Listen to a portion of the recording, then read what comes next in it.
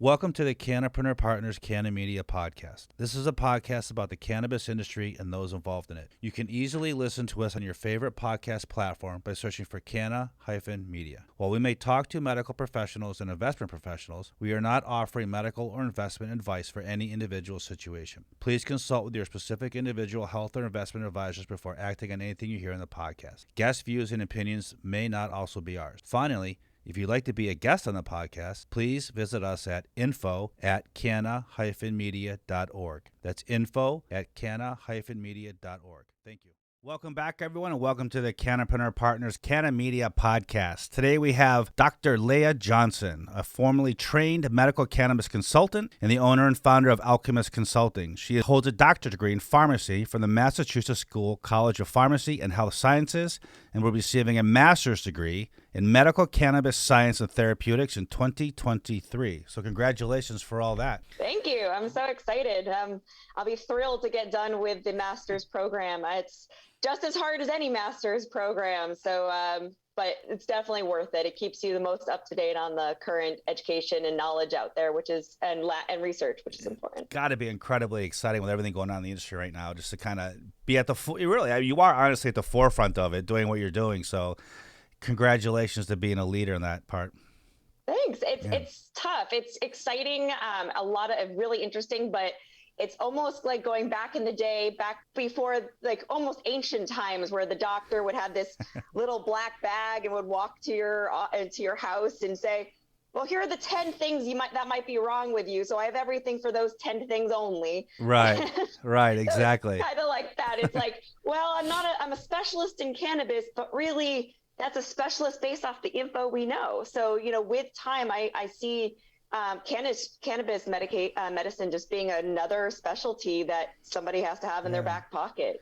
So tell us kind of how you evolved into that. I mean, cannabis has only been legal for, 8 to 10 years, depending which states you live in.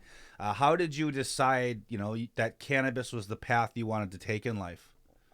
So I started off actually as a research and development chief scientist for an herbal supplement company. And I have 2 patents through them for traditional Chinese herbal remedies and under my maiden name. So I had those to begin with, and I really got interested in how herbal supplements work together, the synergy of using multiple herbs together into one product. And it was really interesting, but then I started getting questions about, well, how, will this interact with my warfarin? Will this interact with this medication? And at the time I wasn't a pharmacist, so I had a lot of studying to do, a lot to look up for just basic questions from customers. And then it really got really fascinating to me, like the interactions of meds and how they work. And I really just I said to myself, I kind of want to be a pharmacist. It seems really exciting. And I already had a background in chemistry and in biology, so it worked out well. Went to pharmacy school, went through my 4 years, and then my last year we did a study project. During the study project, we were told to choose any topic we wanted as long as we could find research on it. I had decided, based off of my herbal supplement background, it ended up that there was Ma. Like they mentioned Ma a couple times in the literature, and I had no idea what Ma was. So I obviously looked it up, ended up being hemp, the hemp plant. And it was used traditionally very often in Chinese remedies. So I was fascinated, and I was like, okay, well, we know Ma works. I looked more into Ma, over time and cannabis and everything. And then it ended up that I had learned, for my studying, I decided, well, okay, there's a lot of interesting research about cannabis and anxiety. I mean, obviously we see in general, people will say, oh, I'm stressed out, I'm going to go use my cannabis. Okay, well, so I have to do something. Why are people drinking a glass of alcohol at the end of the hard day? Exactly. Again, they're doing it to relax. They're doing it to de-stress. So I was like, well, people are using cannabis the same way. So I'm kind of curious. I've heard a lot of bad things about alcohol. I've heard a lot of bad things about cigarettes, of course. And I've heard anecdotal bad things about cannabis, but not actual research. Like there is research on how tobacco is very harmful for the body and alcohol, but I hadn't seen the research for really proof that cannabis was harmful. So I was kind of curious. So my research project was on the anti-anxiolytic, so like the anti-anxiety effect between alcohol, tobacco, and cannabis. Now, were you a cannabis user at the time? So at the time I had tried it. It was college. So, of course. Sure. And it ended up that I actually am a current patient at this point. Okay. So, and I'm a patient due to the fact that I do have severe anxiety and insomnia and severe chronic pain. I have really the gamut of the problems, which really helps because it's very hard for a practitioner, in my opinion, to know how to educate and work with a patient if they don't know how the medication affects them. I mean, now, mind you, of course, there are cardiologists that might not have heart problems. There are oncologists that don't have cancer. So you can't always know the drug. But for example, the very first time I was on an anti-anxiety medication for my anxiety, before I had tried cannabis for it, I was like, oh my God, I don't know what to expect for it. I was like really nervous. And then after utilizing the anti-anxiety med, now when I had patients, when I used to work in retail, I could explain to them, oh, this is how it's going to make you feel. And it's a lot different than reading the side effects or, all these issues. Right. It's a lot different to say, oh, well, the things that are bothering, now mind you, I used Ativan. That was what I was prescribed. So it was one of the weakest anti-anxieties, but I was so worried. And my pharmacist at the time, I was an intern when I first took it. He had said to me, you're going to feel nothing. And I go, well, so it doesn't work? He goes, no. Just think about what's bothering you. And then just imagine you not caring so much about that. Not that you're going to forget about it. You're just not going to care. It's just not going to be something in the forefront of your mind. And I'm right. Oh, okay. So then I took it the first time. My husband loves this. I took it the first time. I was sitting there next to my husband watching TV, and I looked at him and I said, I don't think it's doing anything. I don't feel any different. He goes, you have been quiet for over an hour now. It is definitely working for you. It is going great. You have not been worried or complained for like over an hour. I'm like, wow, okay, so it is working. So the same thing with cannabis. By being a cannabis patient, it does help me with my patients because I can see how they're responding compared to how studies, and research show they should be responding versus what I have experienced in the past as well. So there are oftentimes patients goes, I feel this. Okay, that's normal. That's okay. Right. They're okay. And then they're like, oh, okay, as long as, okay, that's that's okay for that. Like, okay. And then and then they relax about the situation. So it's very, very helpful to have that background. But so then I went from herbal supplements to pharmacy, tried to do the research project, was actually told I couldn't do the research project because none of the studies were from the US. So even though there were Can I ask a question? Can I ask a question? That drives me crazy. It's almost like Israeli doctors aren't any good. They've done thousands and thousands of medical studies on it. German doctors, French doctors. It's like if you're not in the US, you're not an official doctor or something. That makes me crazy that they can't review these studies and come to some sort of conclusion or at least take the blinders off, right? Say, hey, this is something we should look at. It drives me nuts.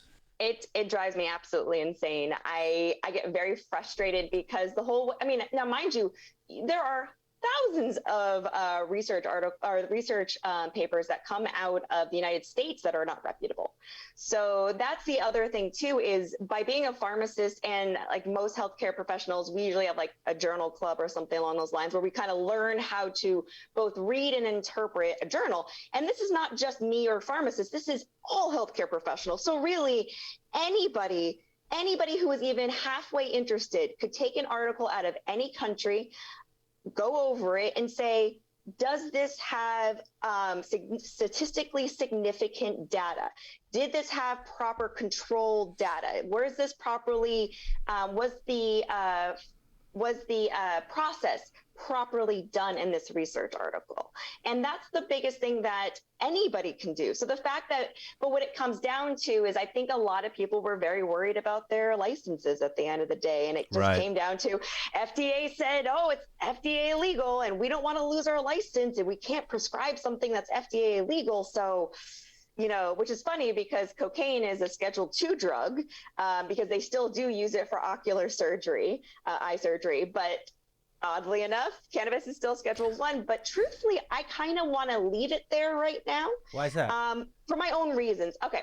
And I have two reasons. So a lot of times the issue is the whole industry just screamed right now when you said that, by the way. Literally both sides screamed at me. Both the ones who want to deschedule and the ones who want to reschedule, they both at me. Yeah.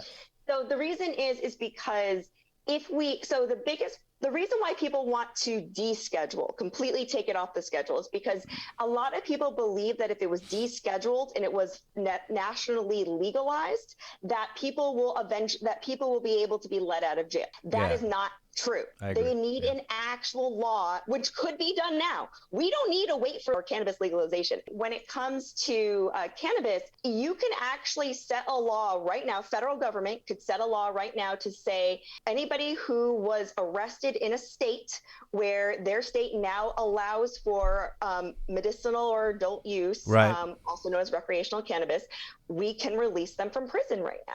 Technically, they can do that for anybody who has a non-violent cannabis crime. Right. So there's no reason why the scheduling has anything to do with that. So that's my biggest thing is I don't want to change. I don't want to deschedule because it doesn't do what people think it will. It does not release the people from jail. That was why most people want to decriminalize. That was actually my impression. And we had Angelo Asani from the Last Prisoner Project in a podcast not too long ago.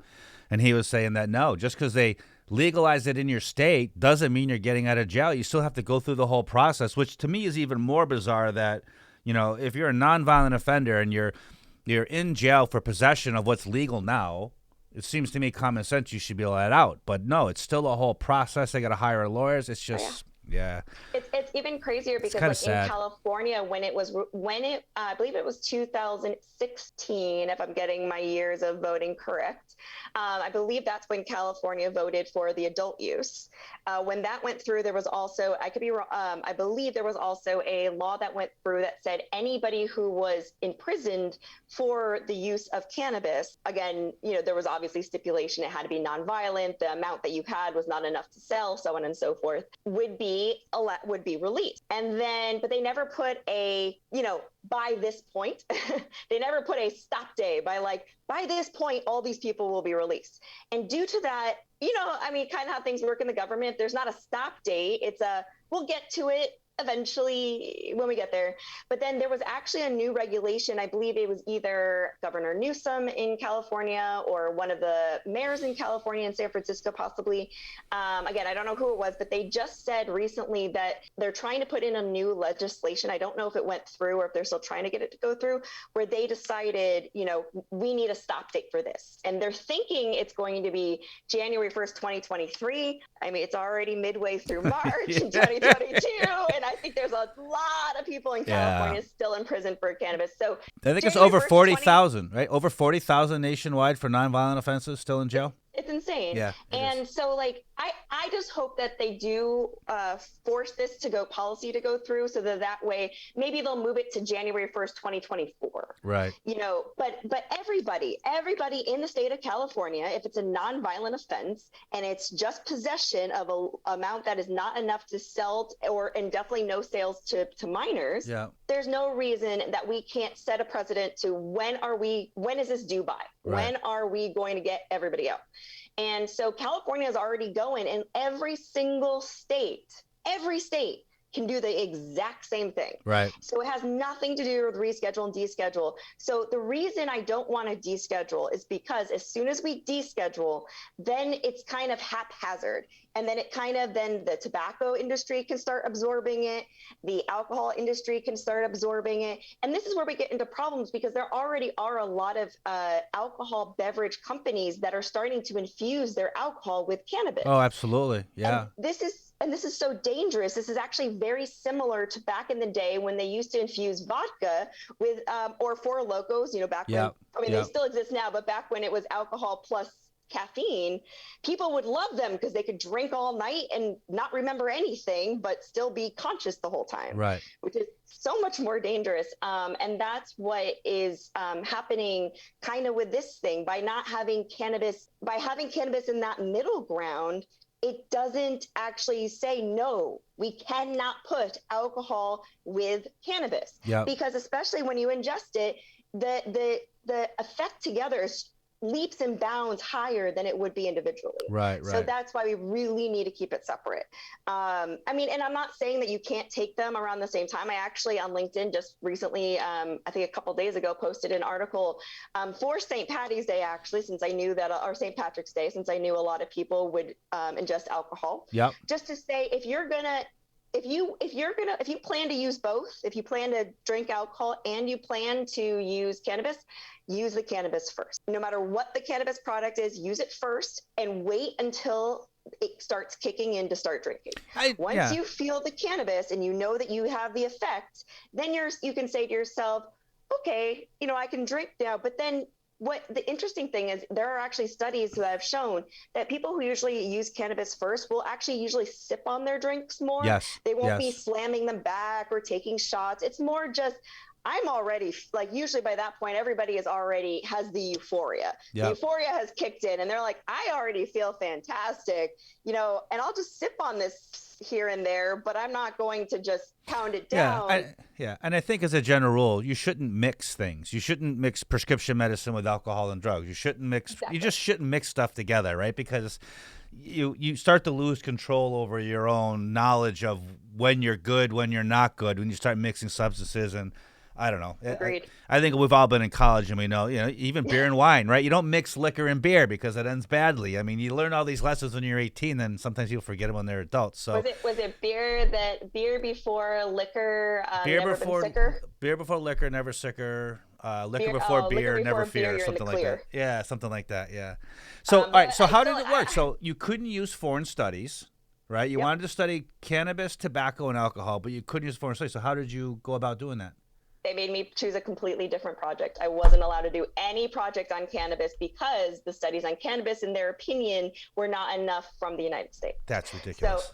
So absolutely. I completely agree. And to be honest, the professor was actually kind of into it. And the professor was like, I hate to say you can't do this, but based on policies for this, this university's program, yada, yada. I mean, it wasn't his fault. Right. But it was United States society's fault for not allowing this to be a study. Now, nowadays, it's much different. I mean, mind you, I graduated from pharmacy school over 10 years ago. So now, are you from Massachusetts or you just go to school there?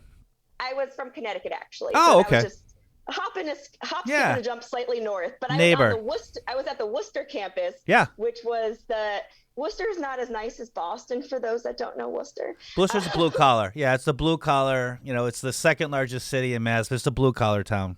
Yeah, my school was actually directly across the street from the DCU Center. Oh, really? So a lot of crazy concerts and stuff, and we would hear it from our dorms and everything. And then actually just down the street from, I think it's St. Vincent's or St. Something's hospitals right just down the street. Oh my goodness. St. V's. So we were like down in the heart of everything with everybody. We would literally leave our class to walk across the street and people would ask us for money to take the bus back to Hartford. I'm like, how come the people in Hartford are telling me they need money to come to Worcester? What's between Hartford and Worcester that people can't figure this out? No idea. So I sadly couldn't do the project, ended up switching it to a completely different topic. After doing a bunch of research, of course, but not getting American-based research.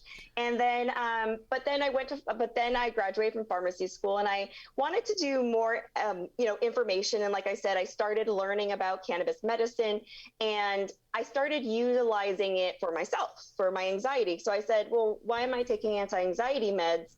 I've used cannabis before. I know that it could be helpful. I just have to use it at much lower doses than what college students think is correct. Sure. So as soon as I switched over to a dominant CBD with a minor amount of THC, my anxiety has been great. I never used my anti-anxieties. I still have them because, might as well. Right. But, and they're cheaper than cannabis products. So if I ever run out of money and I can't afford my cannabis products, I can oddly affect my pharmaceuticals, even though cannabis is more helpful for me and for many patients and doesn't cause the side effects. But so tell me about your practice. Tell us what you're doing now. What is the What is the thing that's most passionate in your life regarding cannabis right now?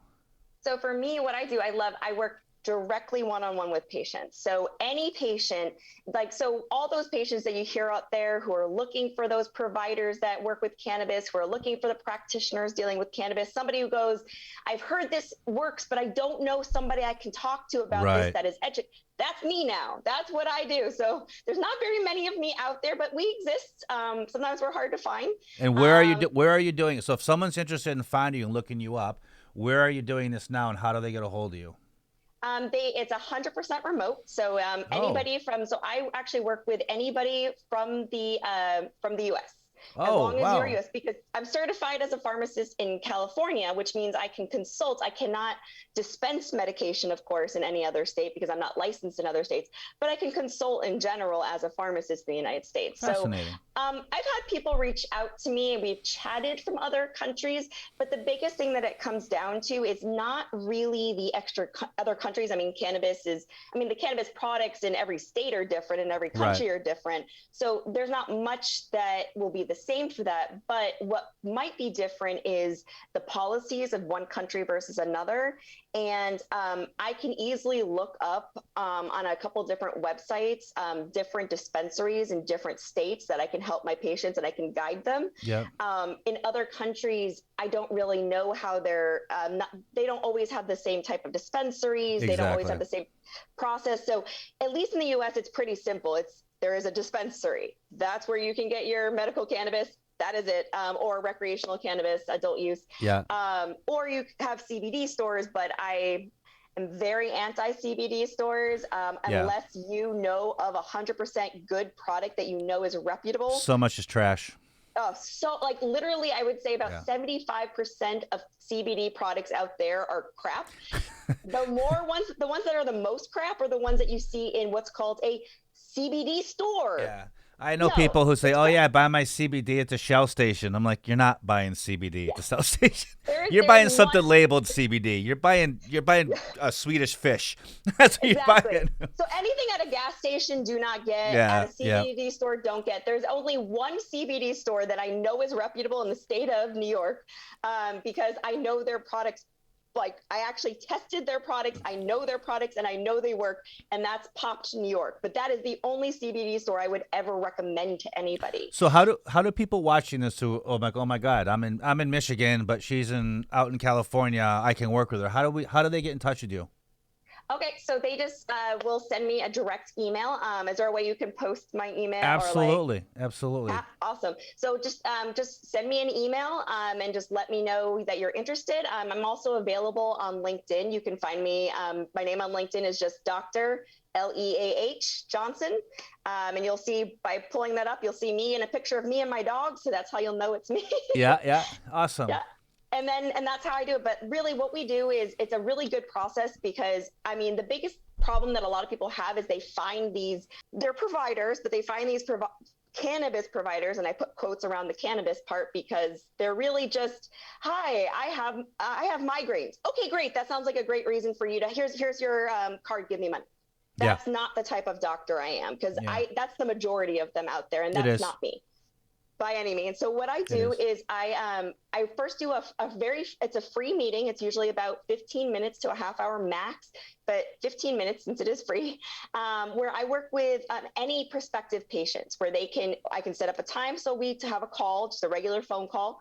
They tell me what's going on, what they're looking for. I explain to them my process and we see if it works. If they say, oh, that sounds exactly what I'm looking for, great, and we move on. And if I say, ooh, to be honest, you have, end-stage renal disease, and you would like to get off all your meds to cure your end-stage renal disease with cannabis. As a pharmacist, I cannot, I took the Hippocratic Oath too. I cannot do any harm. Right. So I don't see that as the process. Now, I have helped patients with autism, high functioning, low functioning, both. I've helped patients with cancers, both for symptom relief and for tumor reduction. Yeah. I've helped patients wean off their medications.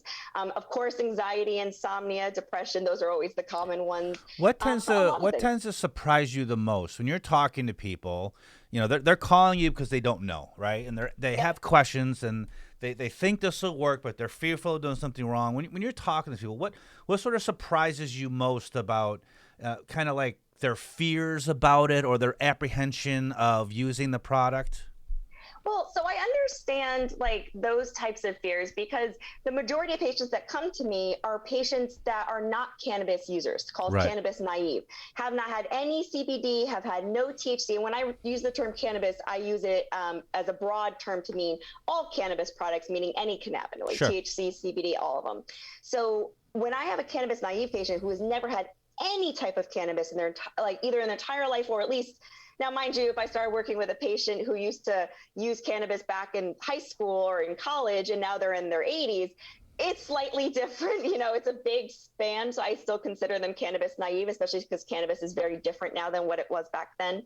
What I would do is they don't want the euphoria. Almost every single one of them goes, but I'm afraid to get high. And right. I understand. So that's actually very common. Almost every patient I have is afraid of getting high. And I go, for most patients, now mind you, if the goal is to get high, then that's the goal. Just like it is to, you had a stressful day, you want to feel a little bit more relaxed and you want that euphoria, great. But a lot of my patients do not want that euphoria. A lot of my patients are terrified of it. That surprises me. I can get not wanting it. Look, I got to work. I got to do this. I got kids. I got to do that. But being afraid of it, that surprises me. So it does a little bit. But for me, it makes sense because it's the same thing I would get as a pharmacist with the people taking Percocet or all right, that's fair. Like for the that's first time. Fair. Yeah. It's like, I don't want to be loopy. It's like, it's Percocet. Like, yeah. I would say take it sparingly so that it's not. But I mean, I had a triple fracture and dislocation of my left ankle back in 2017.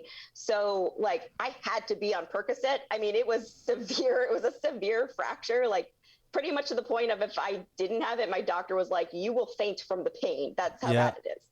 So I said, okay, I'll take it. And I assumed it was, I felt fine. I felt like I was normal. And then when I decided one day to write in a journal just to document my experience. So I'm writing in a journal. The next morning I read what I wrote. And then that was the day before was the last day I used my Percocet. I was like, no, I didn't even realize how gone I was until I was like, this is nonsense. It's gibberish. Like, this doesn't make any sense. Like, and if I think I'm normal and this is how I'm acting, that's a problem. Yeah. So that's what they get afraid of. It's always for almost everybody. I mean, almost everybody is afraid of the unknown, and nobody likes that feeling of loss of control. However, if I say to somebody, "Oh, how do you feel after a couple of drinks?" "Oh, I feel great." It's like, okay, so nobody seems to have any stigma with getting slightly drunk or tipsy, but getting slightly euphoric, which is very similar to the same thing. Yeah. It's very fearful. It's amazing. People will look at 5 guys who get drunk and get in a fight a little bit better than look at 5 guys who get high and order pizza. That stigma is very real. Stigma's very real, right? It's so funny because it's funny. I was talking to a couple of people before about complacency and how some governments want complacency in their people just so that they can do what they want. Yeah. And I joked about that. And I was saying, well, then they should legalize cannabis because honestly, you're going to get more complacency with cannabis than you will for alcohol use. Nobody wants to fight on cannabis. Everybody goes, oh, I could fight that, but it's fine. I'm just going to let it go. It's not a big deal. I love the data coming out at, when you introduce adult use cannabis to your state, all the, opioid deaths fall, opioid prescriptions fall, alcohol sales stagnate. I saw a couple weeks ago, there was a binge drinking in colleges is collapsing because they're able to just get high instead of go out and binge drink and black out every weekend. I mean, alcohol is poison. It really is. And it's just weaning people off of that but with a plant. I mean, let's remember, it's a plant. It's a plant. It grows out of the ground. It's a plant. If we called it tomato, every doctor would say eat 4 a day, right? But it's not. So, but I'm amazed at it's continuing. The data's continue to come out every day. You're seeing more and more positive benefits to this thing. Oh, absolutely. And based off of what we were talking about rescheduling and descheduling, that's actually why I don't want to reschedule it either. So my issue with rescheduling is if we reschedule and make it a C2, now pharma gets it. And right now, pharma has it. It already has there already are 3 drugs on the market internationally, 2 only in the States, but Sativex, which is the 3rd, is almost here. So Marinol, it's a synthetic THC, so it isn't actually a pure THC. What I love about Marinol is the U.S. government owns the patent on it. Right, so they want to keep it illegal and don't let us research it, but they own a patent on the damn stuff for cancer. But it is though specifically it's synthetic, right? Synthetic, So that's how they're like, but it's synthetic. Right. So now CBD is an interesting thing or Epidiolex, because Epidiolex, which is one of the prescriptions, is just CBD. It is not synthetic. It is straight CBD. So my issue with pharma, being a pharmacist, I can tell you that my biggest issue with anything going into pharmaceuticals, and not that I have an issue with pharmaceuticals, in my opinion, as a pharmacist, our bodies need different things. What's going to work for my anxiety is not going to work for somebody else's. And what's going to work for my pain is not going to work for somebody else's. So we need pharmaceuticals. I mean, we do. There are antibiotics. I mean, we do need pharmaceuticals. But in pharmaceuticals, the reason I'm so against cannabis going that route 100% is because they have to isolate, on almost every instance, they isolate each individual chemical they're using in a product. So that because the research has to be on that one specific thing. And if every property of a drug has to be analyzed. So if there's one chemical, that makes things easier. If there's 2, now it's a lot harder. But now if you're going to have thousands, which it's in cannabis, you would have to research on every single individual component. And it's just the amount of money in that is crazy. And there just it won't be done. And so my worry is when it goes to pharma, so Epidiolex is an isolate. And that's why we've seen it causes a lot of liver issues. Yeah. But we don't see those same liver issues. I mean, we do, mind you, it does obviously could still absolutely cause liver issues, but we don't see it as much when we use the whole plant full spectrum extract. It's a super concentrated CBD, right? The Epidiolex. That's super concentrated, but the isolate, even if it was the same level. So there was a study done, I think in the 70s. Sadly, the study was actually seeing if cannabis can kill you. It was animal testing, sadly. So that's what upsets me, because it was pretty much a bunch of beagles, a bunch of rats, and a bunch of rhesus monkeys. And they gave them cannabis until they died, pretty much is sadly the experiment, which literally broke my heart. Was that the Tulane study? I don't know. Tulane University did a study that they said proved cannabis caused brain damage. And here's what they did. No, it wasn't this one. No, because they didn't prove there's no brain damage in this one. Every day, they strapped these monkeys to a gas mask, and for 5 minutes, they blasted them with cannabis smoke, right?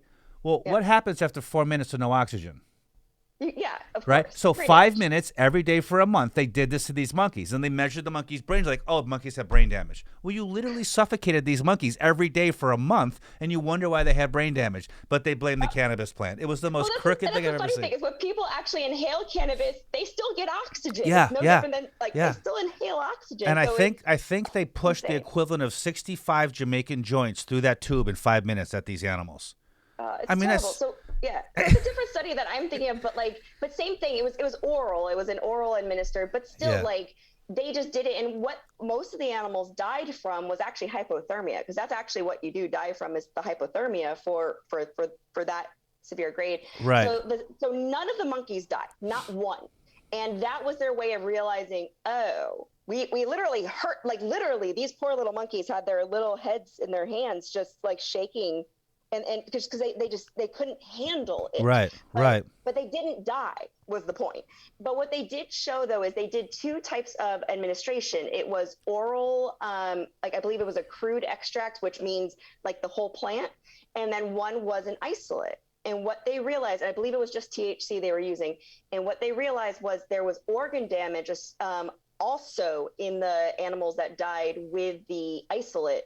But the animals that didn't have the isolate, that had the extract, didn't have the organ damage. They still might have died, but they didn't die of organ damage. Right. They died of the hypothermia. And anyone listening needs to know that these animals are given mega doses, right? They're given doses that no human being would take in a single sitting, and they're being forced down these animals' throats. Oh, it's awful. Yeah, Yeah. I mean, yeah, this was the 1970s. So luckily studies have been better since then and yeah.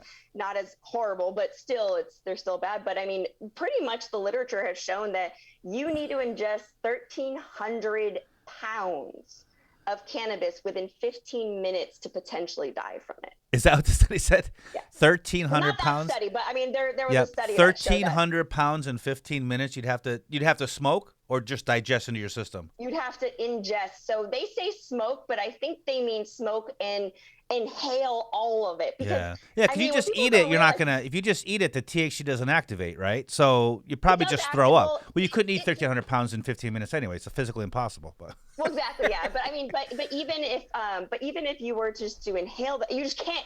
There's no way you right. can get that much. I mean, even if you had a big giant pipe and it was all being combusted at the same time, you still couldn't get that in 15 minutes. Yeah. Just too much. And not to mention, you'd have so much waste. You'd have to actually inhale all of that, and you're gonna have a lot of waste. I mean, most of it would be waste, so you wouldn't Yeah. even get that ingested. Exactly. So it is very, very safe. It does have side effects, though. I mean, it just like anything, but it's Yeah. important to remember that the side effects can be monitored. But again, that's why I always recommend to people to seek out a healthcare professional. Don't go on the boards where they tell you, No. oh, yeah, none of us are healthcare professionals, but we're all patients and this is what we did. Be very wary of those boards. Not that they can't help direct you, but it's really good to go to a healthcare professional like myself or, my colleagues. And the reason is because, like, for example, there was a colleague of mine who is not a healthcare professional, but in the cannabis industry. Her friend went to a dispensary because she has insomnia. And she goes to them. Now, mind you, for all dispensaries, if you are not a healthcare professional, you are not legally allowed to make medical claims. So in the state of California, we do not have any pharmacists or healthcare professionals for the most, pretty much at all. I think there might be one that does, but in general, the majority of dispensaries don't. So they legally cannot say this will help you with your blank. They can say, people who have had blank have tried this.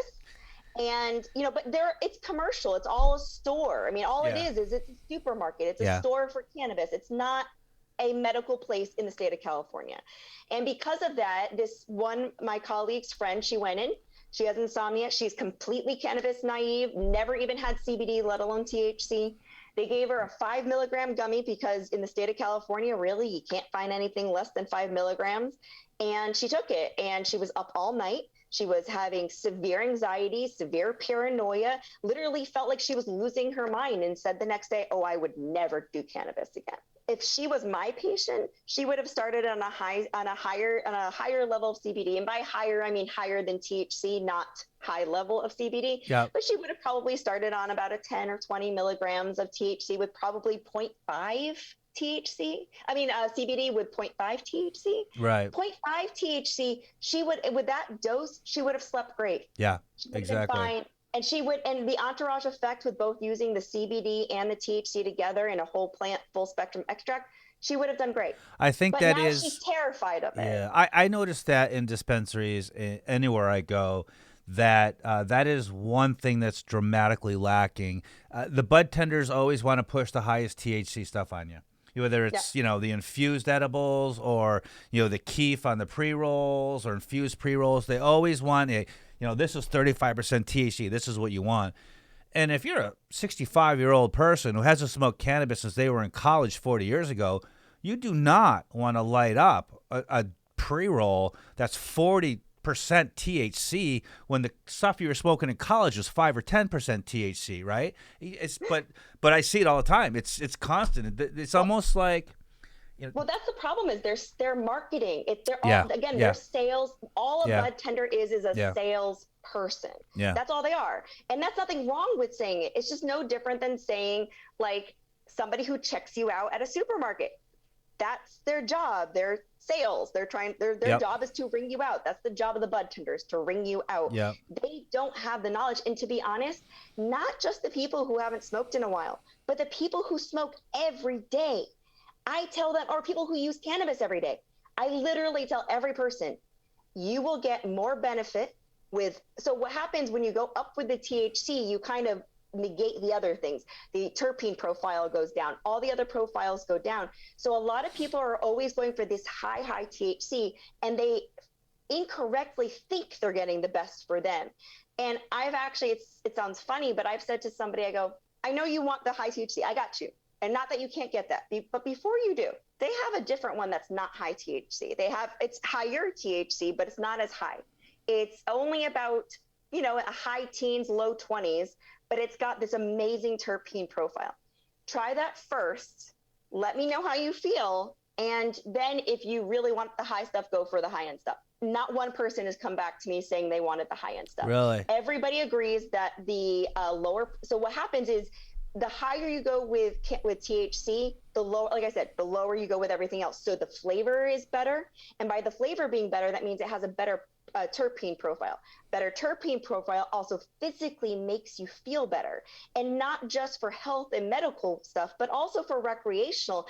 It has amazing calming effects, amazing relax. So that high or euphoria people are looking for, people are incorrectly believe it's the THC giving you that. That's part of it. But you've got all these other cannabinoids and all these other things that when you focus on one thing, THC, you're negating everything else. Yeah. And really, it's so you can actually get, for lack of better terms, you can get more euphoria from a lower percentage THC that has a better terpene profile than you can for higher. So, I mean, I had the same thing. I went to the Emerald Cup because I like to see like the products that are available and like what different farms are growing, especially for patients. So I can send people to say, oh, if you need to get farm, bought cannabis, here is a good farm for you based off of how they grow and how they focus on their percentages. So of course I was walking around, and the first thing every single grower would say to me is, so our percentages, and I went like this. I just put my hands up. I go, whoa, whoa, whoa, whoa. I don't care about percentage. It means nothing to me. I want to hear about your about your terpene profile. The second I said that, they all started smiling. They're like, somebody who understands cannabis. It's the first thing they said to me. And I'm like, yes, I understand, because why do you want the high THC? All it does is it's just going to give you paranoia, and it's not going to actually get you like, people hit a point and they're like, well, higher THC, I'll get more. It's like, no, not necessarily. Yeah. It levels, a lot of times cannabis will level out. So you keep going higher with percentage, you're still at the same level. So why spend more money? Why spend more energy? Get the stuff that tastes better, effects, and with better effects at the lower percentages. So that's what I tell everybody. I kind of feel like we're out. So we're at the part of the podcast where I always look at someone and say, all right, tell us in the next 3 to 5 years what you'd want to see, whether it be with your business, the industry, whatever. And I tell everyone, don't say legalization, because everyone wants to say that, and it's not really an answer. But I kind of feel like we're right at the really what you want to see about. I kind of feel like we just started tiptoeing into that area. Yeah. So tell me what. So tell me. So go ahead and make it official. What is it in the next 2, 3, 4 years you really would love to see the cannabis industry, either what direction to go in or embrace, or even consumers? Like what trend would you love to see in cannabis over the next few years? So a couple of things, actually. So first off, I want an infrastructure. I think the infrastructure we have set up is correct, but not finalized. Mm-hmm. So mind you, I'll tell you what I want to see in the next, whatever amount of years, but it's not going to happen because it's going backwards. And as we know with policies, we never go backwards, we go forwards. But my thing would be every single medical cannabis licensed dispensary in every single state. If you have a license to dispense to medical patients, you need a healthcare professional specific. I prefer a pharmacist, but you need at least a nurse or an LVN in a facility, in a dispensary. You cannot have a dispensary that is made for medical patients without a healthcare professional. It doesn't make sense. We've talked about that here at CannaMedia Partners, and we've actually thought about almost like what you do, have someone on call telehealth. So if, I'm a patient, I've been, if I was your patient and I've seen you, I go to my specialist, I know what I'm getting. I don't need to see a nurse or a doctor. But for those new people, to keep a nurse or a doctor on staff will be expensive, but have one on call, you could do like a little FaceTime chat with and get the same thing. I think there's a great model there. I think it's cost effective for dispensaries. I think it's a cost benefit because they'll end up getting more sales, right? Because people will be more comfortable with what they're being told to do, and you'll just get more educated, and people will come to your dispensary because they get the education. I agree with you 100% on that. 100%. The funny thing about that is that I actually offered free consultation once a month at a couple dispensaries in San Jose in the Bay Area. Not one said yes to it. Not one. Why? What are they afraid of? They think that I'm going to, because what the problem is, dispensary owners don't understand cannabis themselves. They don't understand medical cannabis patients. Yeah. And what they don't understand is they're afraid that they're afraid I'm going to say, oh, don't take that. Oh, don't use that. And I will. But usually the things that I would be recommending are more expensive anyway. Right. To make it more expensive. But it's like almost 100%. Like I can tell you actually right now, my current patients, only one out of all my patients smoke currently. Yeah. But that's because that patient had been doing it before we started working together. But pretty much all my patients, and actually that patient I think was the only patient that uses uses recreational, but every single one of my patients for the most part don't use flower. So flower is always usually the cheapest out of all the options at a dispensary. Products are where it gets expensive. So the thing that I find really sad, at least in California, we have a company called Care by Design. Care by Design is a medical cannabis product company. They specifically make medical cannabis for patients, and they do it in ratios that almost kind of like we see in a pharmacy. Here's this dose. Oh, that dose doesn't work for you. Here's this dose. That dose doesn't work. Here's this dose. And they have doses. So if this is too strong, if this is too weak, here's this one. If that's too weak, here's this one. And so on. That's really cool. But in every dispensary in California, they're all getting put on the shelves for a discount because they're getting rid of them, because they don't know how to market those products, because they're not allowed to legally talk as a healthcare professional. Is California a reciprocal state with medical licenses? So if someone has a Massachusetts medical license, they can go. I know some states are, some states aren't. We are adult use, so I hate to say it, but in California, in my opinion, there is no such thing as medical anymore in the state of California. That happens in most states when adult use comes out. It just buries the medical market because of all the restrictions on the medical market. So the adult use law in California is the same as the alcohol law in California. Yep, same in Mass. What's your second thing? Sorry. So that's my first. The second thing would be, I really would like it so again, it's my focus is the infrastructure. Yep. So I want there to be that. If it's medicinal, we got a healthcare professional either there or, like you said, attached. Sure. That you can contact. I would like to see better regulation on all cannabis products, specifically because it depends on the state. I personally find that the best states for labeling right now are Connecticut. Connecticut is my thumbs up. I was born and raised in Connecticut. I literally have very little nice things to say about that state because, again, I was born and raised there. But thumbs up, Connecticut. You are doing great when it comes to your cannabis package labeling. And this is why. There is people back in the day, people who have been using cannabis for a very long time, they're very strain oriented. Yep.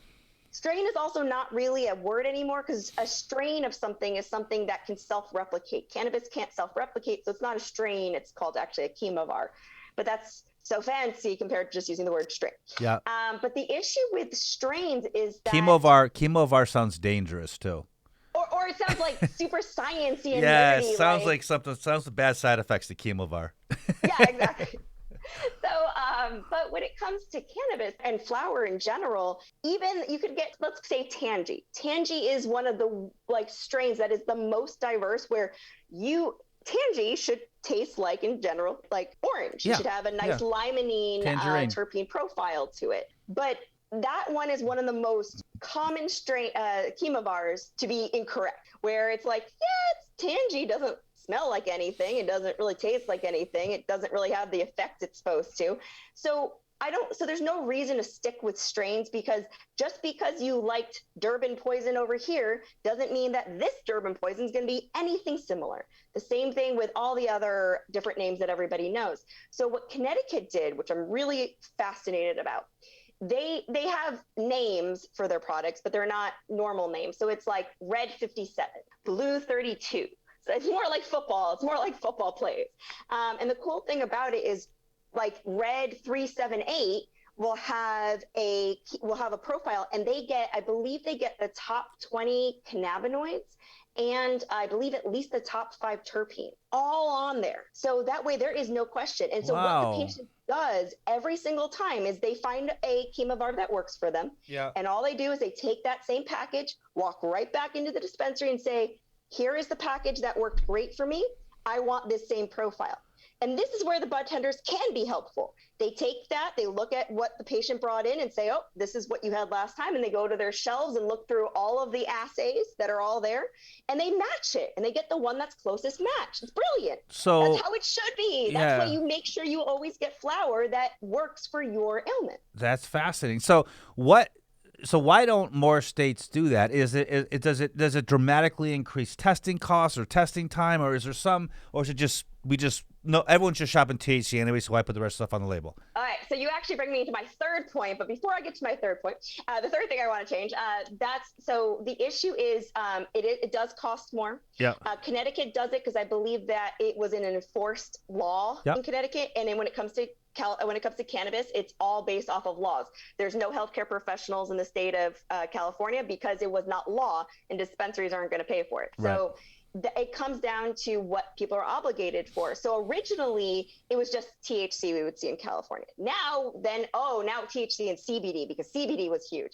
And now we're starting to see people come out with terpene profiles. Okay. Not like Connecticut where we get which terpenes. Right. It's more like 2% terpenes. So it's like, who knows what terpenes they are? But there's 2% in there. I mean, you have it's progress, though, right? I mean, it's progress. We're getting there, slow but sure. A little too slow. But again, it's all marketing. It's what words can be on this package for me to sell the most. Well, I guess it's like buying food off the shelf and it's just saying chicken, but it's like, well, there's a lot of other stuff with this chicken. What is it? But you don't know. But it's organic. It's grass fed. It's blah blah blah. Oh, okay. Well, that's obviously better. The cows were happier, so obviously my meat's gonna taste better.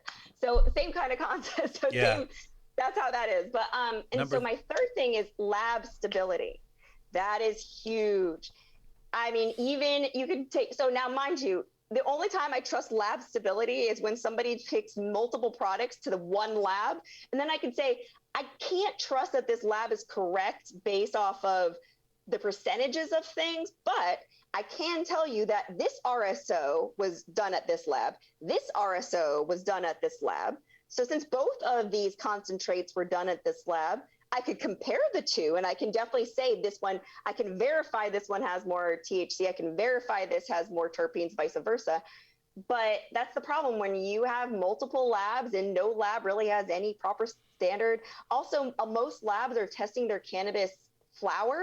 Yeah. But the cannabis flower doesn't have THC in it, it has THCA in it, and it needs to be decarboxylated to get the THC. But I think there's maybe a lab or a couple labs that are actually decarboxylating the flower first, then testing it, which in my opinion makes a heck of a lot more sense. Right. Because what they're doing otherwise is they're testing the THCA level, and then they're doing a math calculation to guess how much THC is in there.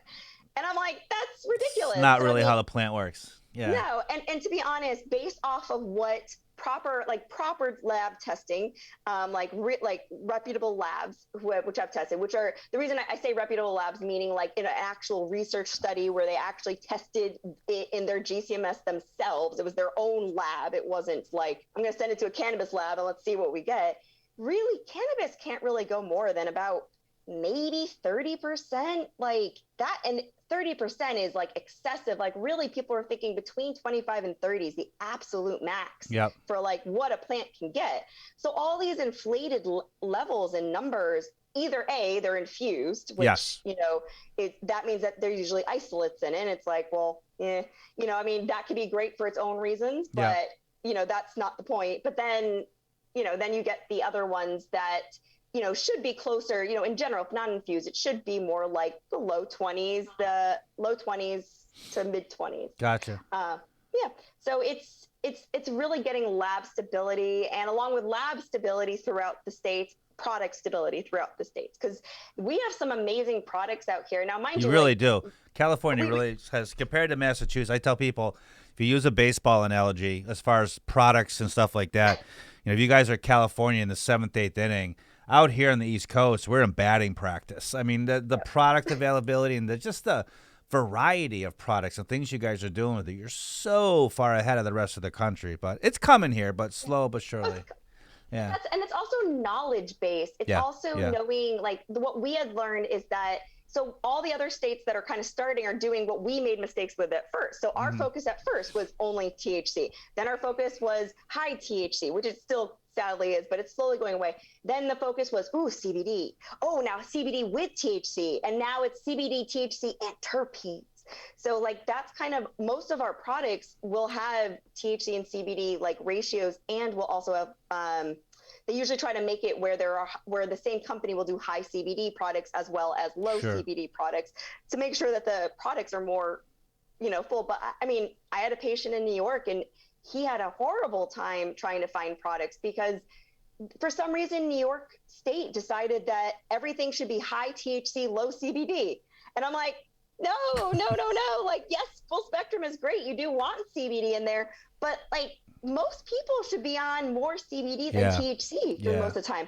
The only time I'll say, okay, this is a case for more THC is for insomnia, or for very, I find that sometimes very combative patients, like hitting, especially like very autistic patients who are hitting.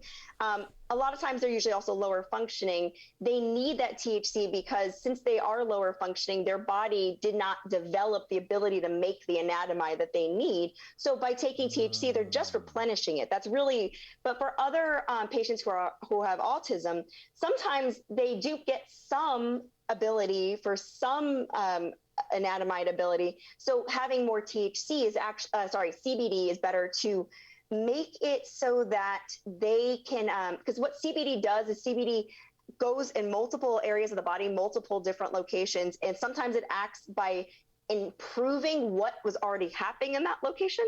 And sometimes it actually acts on a location. So for example, we have cannabinoid receptors and in our endocannabinoid system, but the CBD doesn't actually directly affect those CBD receptors, those CB receptors, the cannabinoid receptors, except on higher doses. So really, like, THC binds to them, and that's what causes a lot of the effect. But CBD actually is on the outside, kind of helping THC. It's like a helper. They call it an allosteric modulator to be fancy, but what it is it's kind of a helper. So, so that's why it's really good to have CBD for patients with more functioning, less aggressive type of behaviors, because it calms them and it actually helps whatever they already have, as opposed to, it's kind of the difference between being a type 1 and type 2 diabetic. Type 1 diabetics, they need insulin. There's no question they need insulin because they're not making their own. Type 2, they're just making bad insulin or not making enough of the good insulin. So you need not always to use the insulin. Sometimes you can use other medication to make it work better in their system. So that's kind of the difference. Like a type 1 patient, a type 2 diabetic would be similar to somebody who makes some normal anandamide, but really needs the CBD to help regulate it. And type 1 would be similar to those patients that make no anandamide. I have a great diabetes story. My mother has been a diabetic for, I think, 30 years now, and her A1C one was always just above 7. And I guess that 7 for the A1C one is like the magic number. You have to be below 7, but she's always been 7, 7.2, 7.4. She also has sleep apnea, terrible time sleeping. So about 2 years ago, I gave her some drops. I said, hey, before you go to bed, put one of these drops on your tongue. It helps me sleep. It might help you. Just give you enough to help you sleep. You're not going to get stoned. Don't worry about it. You'll be fine. About 6 months ago, we're having a conversation. She goes, hey, does that cannabis stuff help with diabetes? I'm like, I really don't know, Mom, but I kind of explained endocannabinoid, how it works. I'm like, logically, it would make sense that it worked, but I don't know. I said, why? She goes, my A1C was 6.6. She goes, I haven't been there in over 30 years. And she hadn't been tested because of COVID. So she went to her doctor. He got the results. He didn't believe him. He made her retest. Tested 6.7. Again, he goes, what are you doing? She goes, well, I was locked down for 2 years. I didn't exercise. So she's in her 70s. Didn't really exercise that much. I was afraid to go outside. I probably drank a little too much, and I ate terrible. So my A1C should be through the roof right now, not the lowest it's been in 30 years. He goes, like, what else have you been doing? She goes, well, I've been taking these cannabis drops. He goes, are you kidding me? She's like, yeah. So now her doctor is like researching this now because he's like, oh my God, this woman's A1C should be through the roof. She's the best she's been in 30 years. And the only thing she's changed is a little drop of cannabis before she goes to bed at night. Blew me away. She's still shocked about it. She still tells everyone about it. It absolutely helps. And that's actually another reason why it's so important to work with a healthcare professional and not just try to do this on your own. Exactly. And the reason is because, or at least make sure your doctor knows you're doing it and they're okay to support you and they're willing to work with you. And the reason is because I did have another colleague. He's not a healthcare professional. He's just in the cannabis field. His wife is a diabetic who was on dialysis. And she had not complete failure, but she pretty much needed to be on dialysis. And they said, and she started taking CBG, higher doses of CBG. And what she found in her tests were that when she started getting her tests done, she's like, oh, not only, she actually noticed that her functions were actually improving. And it's like, how are my functions improving? I'm on dialysis. Yeah, this shouldn't be happening, right? This shouldn't be happening. Be happening. So, but she didn't want to tell her doctor she was on it because she knew her doctor wasn't cool with it. Right. So she said nothing.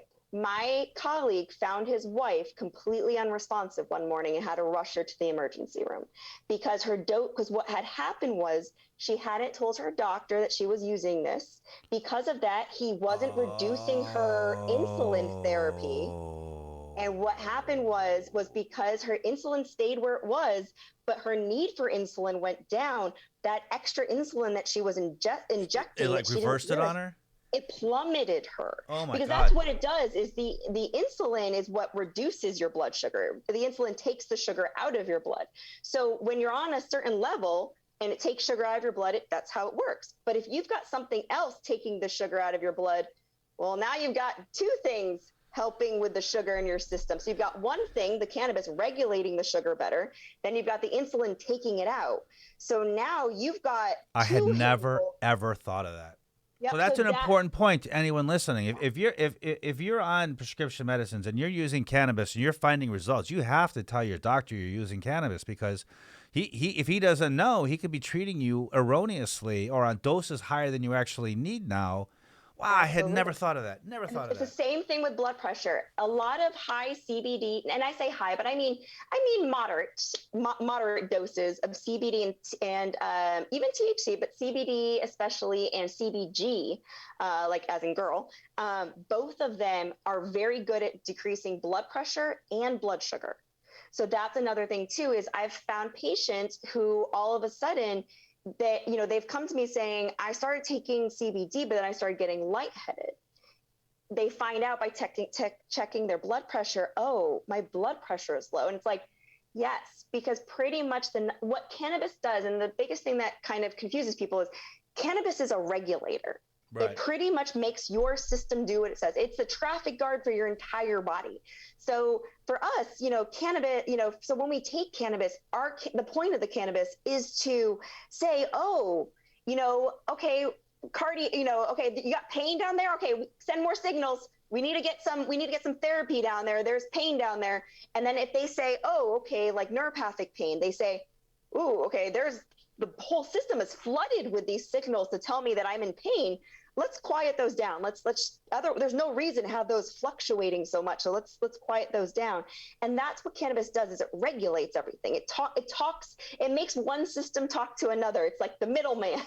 It makes sure everything That's a great analogy. That's a great analogy. Hey, it's funny.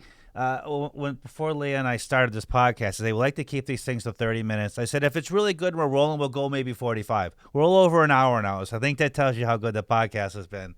This has been incredibly informative. I love doing these things when I can learn a bunch of stuff, and I really did learn a bunch of stuff tonight. So can you do me a favor? For the listeners out there who don't see this, can you give us your website address, your email, so that they can find you and learn from you? Sure. Let me get that for you. Let me give you and we'll post this also on all social media platforms, and we'll tag you too on it so we can help get people some help out there. Perfect. Yes, that's my biggest thing, is really I just want to help as many people as possible get either off medications they want to get off of that are causing issues, to help with ailments they can't get fixed, and just to feel better in general. So I've been I use mostly LinkedIn for my website. So that way I always like to post articles to keep people updated. So that is www.linkedin.com slash or like backslash, I guess, IN backslash DRLEAH. Perfect. So it's backslash in backslash Dr. Leah. Perfect. Thank you so much for agreeing to be on this. This was a great podcast, and I do agree with you on your 3 things you hope to see. What I really liked about them is they're very unique. No one else has ever really addressed some of the underlying issues that the industry needs to solve for to really grow and be what it can become, right? You can only, if you don't fix the basement of the house, you can only build a house so high, right? So kind of taking care of the infrastructure, stuff like that, I think is a very thoughtful and unique approach, and I applaud you for that. Thanks. I mean, everybody wants to legalize, and legalize sounds great. It doesn't solve the problems. Yeah, I agree. Exactly. We need to fix the problem. Once the problem's fixed, then we can legalize it, because now we have a structure already set in place, and we don't need to worry about it going to the wrong people. Yeah, if you do it too quick, you could create a free for all, and that's really not good for anybody. So, thank you so much for being on, and we can't wait to have you back on another time. That'd be great. I look forward to it. Thank you.